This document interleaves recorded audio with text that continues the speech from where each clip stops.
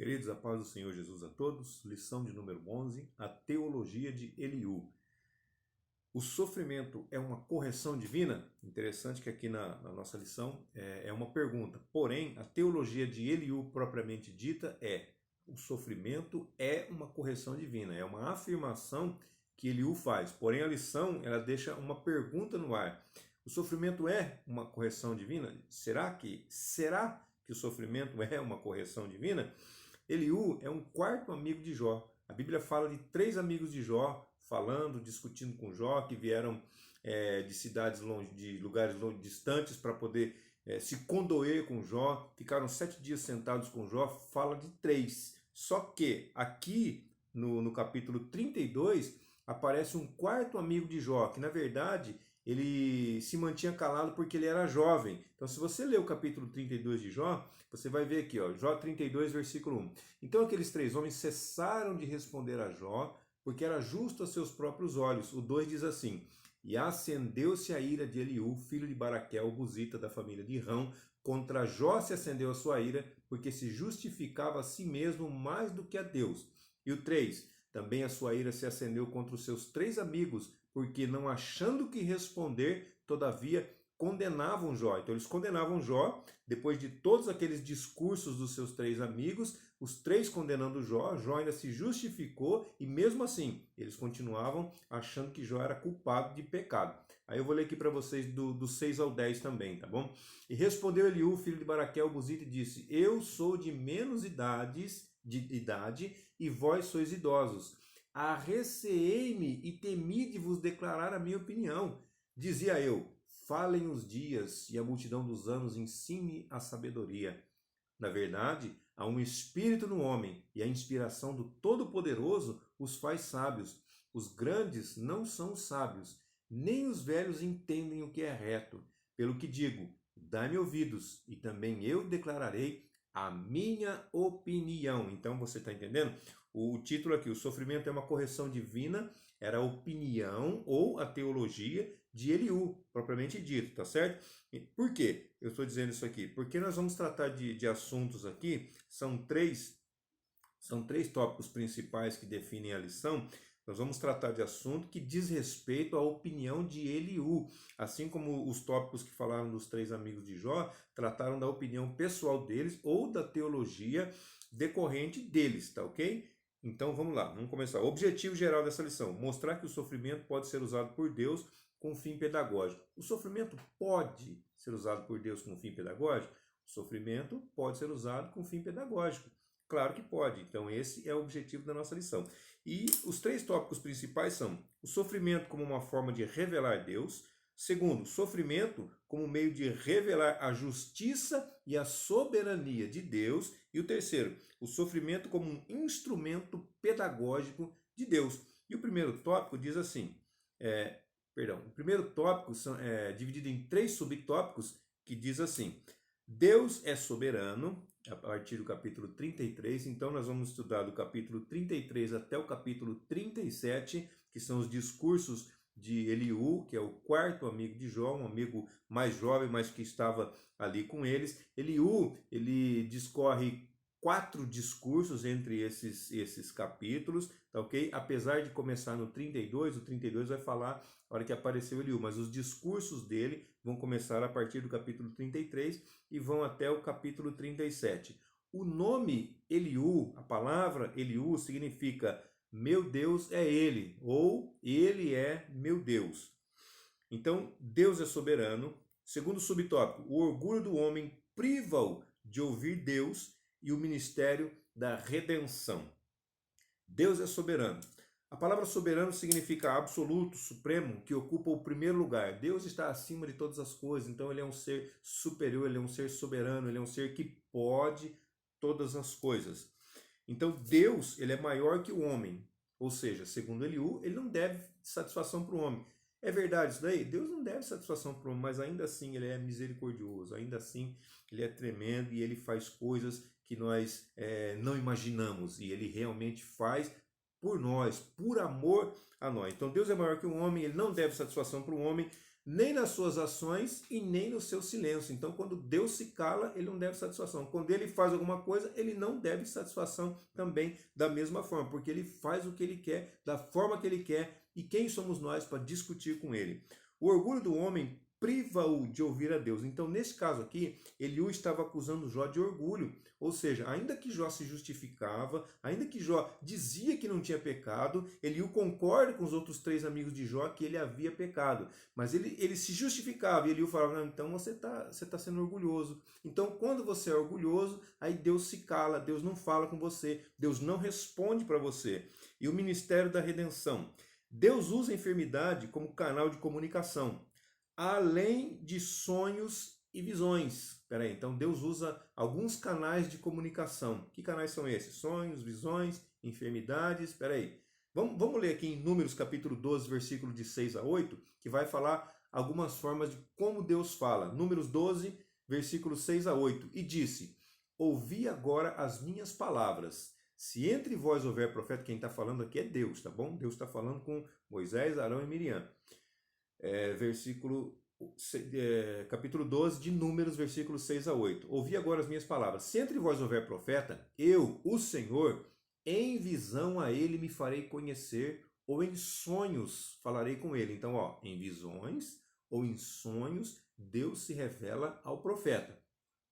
Versículo 7. Não é assim com meu servo Moisés, que é fiel em toda a minha casa. Versículo 8, só o comecinho, tá? Boca a boca falo com ele, claramente, e não por enigmas. Vamos ler o versículo todo? Pois ele vê a semelhança do Senhor. Por que, pois, não tiveste temor de falar contra meu servo, contra Moisés? Então aqui foi um evento que aconteceu de ciúmes que Arão e Miriam tiveram contra Moisés, e aí Deus teve que intervir e disse, e nessas palavras ficaram registradas aqui no livro de Números, a forma como Deus se revela ao homem e a forma também como ele se revelou a Moisés. Então, Deus ele usa meios de comunicação, sonhos, visões, diretamente, fala boca a boca, e também, segundo Eliú, ele também usa a enfermidade como esse canal de comunicação. O resumo desse primeiro tópico diz assim, para Eliú, o sofrimento revela um Deus soberano que ataca a soberba do ser humano. O segundo tópico diz assim, o sofrimento como meio de revelar a justiça e a soberania de Deus. E esse tópico é dividido em 3 subtópicos principais, que são a justiça de Deus demonstrada, o caráter justo de Deus e a defesa da soberania de Deus. Então, Deus, a justiça de Deus é demonstrada. Deus é um Deus justo e Deus é um Deus soberano. Ele é justo e ele é soberano. O que é soberano? Soberano é aquele que está acima de todas as coisas, aquele que é o dominante, aquele que é o primeiro. Esse é o soberano. E além de ser o soberano, ele é justo. Então ele não é uma pessoa que faz algo obrigado. Não. Ele faz, mas ele é um Deus amoroso, ele é um Deus piedoso, ele é um Deus misericordioso. Ele está acima de todas as coisas, ele poderia fazer todas as coisas que ele quisesse. Você já imaginou se Deus quisesse destruir o ser humano e começar tudo de novo? Ele não pode fazer isso? Ele pode, mas não é da sua índole, não é da sua natureza fazer uma coisa dessa. Deus não é mau, Deus não é homem, Deus é Deus. Deus é o Todo-Poderoso, é o soberano, mas ele é misericordioso e ele é também amoroso. Tanto que ele criou, ele poderia ter destruído e fazer tudo de novo, começar do zero. Não deve satisfação para ninguém, mas ele não fez isso. Ele enviou seu filho para morrer no meu e no seu lugar, ao invés de começar tudo de novo. Ele quer consertar aquilo que nós destruímos e não simplesmente acabar com tudo. Ele tem poder para isso. Ele tem poder para isso. Ele pode fazer isso, mas ele não quer fazer isso, porque ele ama a você e ele me ama. Então a justiça de Deus é demonstrada. Deus é justo, soberano, e ele também prova o homem. Aqui em João capítulo 15, versículos 1 e 2, vai dizer assim: eu sou a videira verdadeira e meu pai é o lavrador. Toda vara em mim que não dá fruto, tira. E limpa toda aquela que dá fruto, para que dê mais fruto. Então, a aprovação de Deus é para que nós possamos dar mais frutos. Porque se uma vara não está dando fruto, o que ele faz? Ele vai, quebra e lança fora. Mas se a vara está dando fruto, ele vai limpar, ele vai descascar, ele vai ajeitar para que ela dê mais fruto ainda do que ela já esteja dando. Então Jó era um homem que dava fruto, Jó era um homem que era temente a Deus, Jó era um homem que era servo de Deus. Então, e por que ele entrou nesse sofrimento? Na verdade, Deus o estava provando, Deus o estava limpando para que ele pudesse dar mais fruto ainda do que Jó já dava. Porque Deus é assim que ele faz com as pessoas. Ele não deixa simplesmente, ele não criou o ser humano, como estava dizendo na outra lição, criou o ser humano e abandonou. Não, Deus ele intervém, Deus ele quer comunhão. Ele não quer que nós nos dirijamos a Ele somente para pedir as coisas. Ah, Senhor, eu necessito, eu preciso, eu quero. Não, não é isso não. É um Deus de relacionamento. Ele quer se relacionar conosco. Ele quer se relacionar com você. Ele quer se relacionar comigo. Então nós precisamos buscar a Ele, clamar a Ele, orar a Ele, interceder pelas pessoas, não somente pedir. Não, não é só isso não. Nós temos muito mais coisas para fazer além disso. Nós temos que nos relacionar com Ele. Você vai ver a diferença que vai ser a sua vida a partir do momento que você começar a se relacionar com Ele. A justiça, segundo subtópico, o caráter justo de Deus. Eliú aqui, no capítulo 34, dos versículos 11 até o 30, você lê aí na sua Bíblia, Jó, capítulo 34, versículo de 11 a 30, Eliú vai descrever o caráter de Deus, ele vai descrever as qualidades de Deus, como Deus é, quem Deus é, como se Jó não soubesse. Então ele faz uma descrição de Deus. E o terceiro subtópico diz assim, a defesa da soberania de Deus. Eliú, ele erra ao dizer que Jó pecou. E mais uma coisa, ele exalta a justiça de Deus corretamente, porém, ele esquece de falar sobre a misericórdia de Deus. Deus é justo? Deus é justo, Deus é justíssimo. Porém, Deus é misericordioso. Então, Eliú falou que Jó pecou, Eliú falou que Deus é soberano. A parte de que Jó pecou, ele estava errado. Então ele errou nessa afirmação. A parte de que Deus é soberano, ele acertou, porque Deus realmente é soberano. Aí também ele errou em omitir a parte de que Deus é misericordioso, de que Deus é amoroso. E misericórdia significa misericórdia, miséria do cardio, do coração, miséria do coração. Então Deus ele sabe que nós somos miseráveis, que nós somos pecadores, e ele sente, ele se coloca no nosso lugar, porque isso aqui é uma coisa nossa, a miséria do nosso coração. Deus não tem miséria no coração dele, não, claro que não, mas ele é empático, ele se coloca no nosso lugar e ele sente as misérias do nosso coração e tem compaixão de nós. Então, misericórdia é isso aqui, miséria do coração. Nós devemos sentir misericórdia porque nós somos humanos, nós somos falhos e devemos entender que os outros também, que são humanos, são tão falhos como nós e às vezes muito mais falhos do que nós, e nós temos que ter compaixão deles também. Nós temos que sentir essa miséria no coração e ter compaixão da vida das pessoas, assim como Deus tem de nós, nós devemos ter de todas as pessoas. O resumo desse tópico diz assim: para Eliú, o sofrimento revela o caráter justo e soberano de Deus. Terceiro tópico, o sofrimento como um instrumento pedagógico de Deus. A palavra pedagogia significa método para ensinar. Então aqui Eliú está dizendo que o sofrimento é um instrumento de Deus para ensinar o homem. Ensinar o quê? Ensinar o homem a se converter, a voltar para Deus. É o que Eliú está dizendo. Esse tópico é dividido em dois tópicos principais, que são o caráter pedagógico do sofrimento e adorando a Deus na tormenta. O caráter pedagógico do sofrimento. Os 4 amigos de Jó achavam que seu sofrimento era decorrente de pecado, era por causa de pecado. Então, eram os 3 amigos de Jó achavam e o quarto, Eliú, também achava a mesma coisa. Mas Eliú, ele agregou uma coisa diferente. Ele agregou que que o sofrimento tinha a função de ensinar a Jó, de instruir a Jó a retornar a Deus, a reconhecer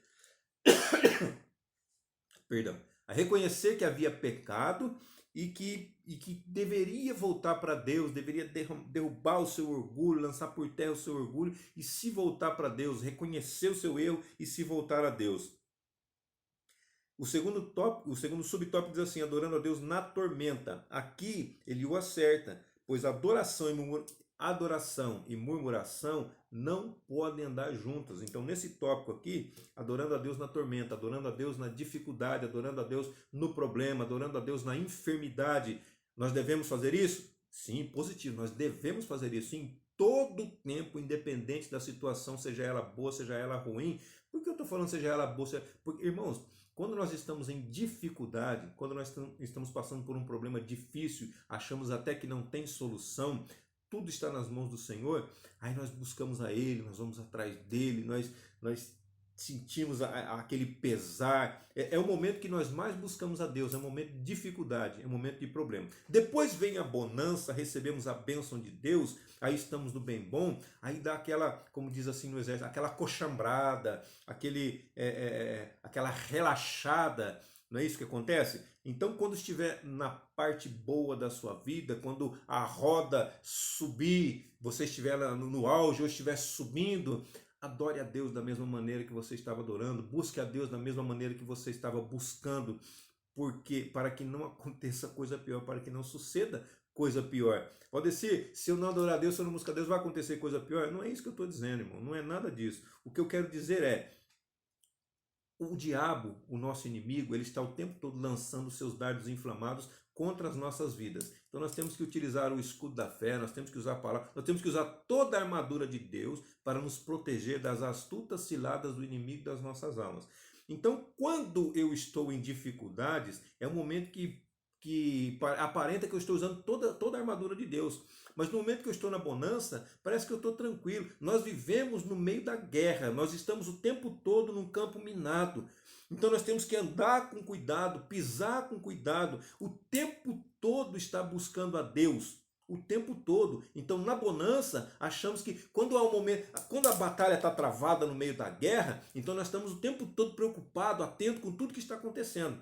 Mas quando o inimigo cessa fogo por algum momento, nós achamos que está tudo bem e queremos andar em cima do campo minado como se tivesse resolvido, como se as minas tivessem sido removidas, como se tivesse tudo tranquilo, como se ninguém fosse dar um tiro de longe para nos acertar. E é nesse momento que o inimigo está de olho em nós, para que nós demos um vacilo e ele assim nos atinja, e ele nos derruba, e ele nos derrube, e ele nos mate, porque é isso que ele quer. Ele quer tragar a sua alma, ele quer tragar a minha alma. Ele tem ódio de você, ele tem raiva de você, ainda mais quando você é um cristão autêntico, é uma pessoa que quer servir a Deus de todo o seu coração. Ele tem ódio de você, e ele vai dialogar com Deus. Já imaginou se ele fizesse com você o que foi feito com Jó? Ou pelo menos uma partícula do que foi feito com Jó? Já imaginou um diálogo desse entre Deus e o diabo falando da tua vida? E Deus dando testemunho de você. Ele é um homem sincero, uma mulher sincera, é uma mulher reta, uma mulher temente, um homem temente a Deus. Já imaginou Deus dando testemunho da sua vida, assim como ele deu de Jó também? Olha que bênção, que maravilha seria. Então adorar a Deus na tormenta é uma coisa natural, é uma coisa que nós temos que fazer. E não só na tormenta, mas principalmente na bonança, tá bom? Não esqueça disso, porque na tormenta nós realmente vamos buscar a Deus, vamos pedir ajuda dos irmãos, orem por mim, me ajuda em oração. Mas na hora que nós estamos bem, nós paramos. Não, estou tranquilo. Não, é esse momento que nós mais precisamos buscar ao Senhor. Adorando a Deus na tormenta. Aquilo é bom. Então, murmuração e adoração e murmuração, elas não andam juntas. Então, Jó adorou a Deus na tormenta, na dificuldade? Sim, Jó adorou a Deus o tempo todo, mas também ele murmurou. Então, as duas coisas não podem andar juntas. Quer ver? Leia aqui em Tiago comigo, capítulo 3. Tiago, capítulo 3, versículos 11 e 12. Diz assim: porventura, deita alguma fonte de um mesmo manancial água doce e água amargosa? Meus irmãos, pode também a figueira produzir azeitonas ou a videira produzir figos? Tampouco pode uma fonte dar água salgada e água doce. O que Tiago está dizendo aqui é o mesmo manancial, ele não tem como dar uma água cristalina e depois, na sequência, ele jorrar uma água suja. Um manancial, uma fonte de água. Você conhece uma fonte? Quando você vai buscar água na fonte, se você já fez isso alguma vez ou conhece, se não sabe, dê uma verificada na internet como é que é isso. A fonte ela vai jorrando água. Se ela é própria para o consumo, ela não vai deixar de ser própria no momento e no outro momento ela voltar a ser própria. Ela não vai fazer as duas coisas. Ou ela vai jorrar uma água limpa, pura, ou ela vai jorrar uma água que é imprópria para o consumo. Das duas, uma, ela não vai fazer as duas coisas. É isso que Eliú está dizendo aqui. Adoração e murmuração não podem andar juntos. Se você é um adorador, se você é um servo de Deus, se você é um cristão autêntico, você não pode murmurar. As duas coisas não andam juntos. Não casa. Não tem como. Já pensou se você pegar um galão de 20 litros de água? Nesses 20 litros de água, você pega um conta-gotas. Se você não sabe o que é conta-gotas, dá uma pesquisada na internet também, tá bom? Você pega um conta-gotas e pega uma água do esgoto, uma água do vaso sanitário e coloca assim só uma gotinha naquele galão de 20 litros. Um galão de 20 litros, só uma gotinha. Você vai beber essa água? Você não vai beber essa água? Eu não beberia. Se eu não beberia, se você não beberia, como que o Espírito Santo vai habitar num corpo, num templo? Porque o Espírito Santo é aquele que habita em nós. Como que o Espírito Santo vai habitar em nós se nós jorramos os dois tipos de água? Se nós temos água limpa e água suja? Como que ele vai habitar em nós? Então nós precisamos rever alguns conceitos, precisamos pensar direito naquilo que nós falamos, o que nós pronunciamos, porque pelas nossas palavras nós seremos justificados ou seremos condenados. Uma outra coisa que eu queria falar para vocês aqui é as enfermidades. Então algumas causas das enfermidades, porque o pensamento de Eliú aqui não estava 100% errado. Então João 9, do 1 ao 3 diz assim: passando Jesus viu um homem cego de nascença. Aqui eu vou utilizar eu vou utilizar 3 versículos aqui, do 1 ao 3, para falar de causas. Então, cego de nascença não é uma causa natural? É uma causa natural. Como outras enfermidades, mulher do fluxo de sangue e tal, fala de causas naturais de enfermidades. Versículo 2, João 9, de 1 a 3. Versículo 2. E os seus discípulos lhe perguntaram, dizendo: Rabi, quem pecou, este ou seus pais, para que nascesse cego? Então, eles tinham uma ideia de que toda doença, toda enfermidade era provocada por pecado. Então também, existe a causa natural, existe a causa provocada por pecado, que realmente existe, mas aí Jesus responde no versículo 3, Jesus responde, nem ele pecou, nem seus pais, mas foi assim para que se manifestem nele as obras de Deus. Ou seja, então existe enfermidade por causa natural, existe enfermidade provocada por pecados, e existe enfermidade para a glória de Deus, ou seja, para que o nome de Deus seja glorificado, como foi o caso aqui. O cego foi curado por Jesus e o nome do Senhor foi glorificado através da enfermidade dele curada. Também Lucas 13:11 vai dizer assim: e eis que estava ali uma mulher que tinha um espírito de enfermidade, havia já 18 anos, e andava curvada e não podia de modo algum endireitar-se. Veja só, então também existe um quarto tipo de enfermidade provocada por demônios. Então, causa natural, provocada por pecado, para a glória de Deus, e provocada por demônio. Ou seja, provocada por demônio, expulsou o demônio, acabou a enfermidade. A mulher se endireitou e andou normalmente. Amém, meus queridos? O resumo desse tópico aqui diz assim: segundo Eliú, o sofrimento é um instrumento pedagógico para o cristão. O que ensina o cristão é a palavra. A palavra de Deus é quem ensina. A enfermidade vem para que você se lembre da palavra que você esqueceu e possa voltar para o caminho do Senhor e seguir em frente, trilhando, olhando para Jesus, autor e consumador da fé. Amém, queridos? Deus abençoe a todos. Até a nossa próxima aula, se assim Deus nos permitir.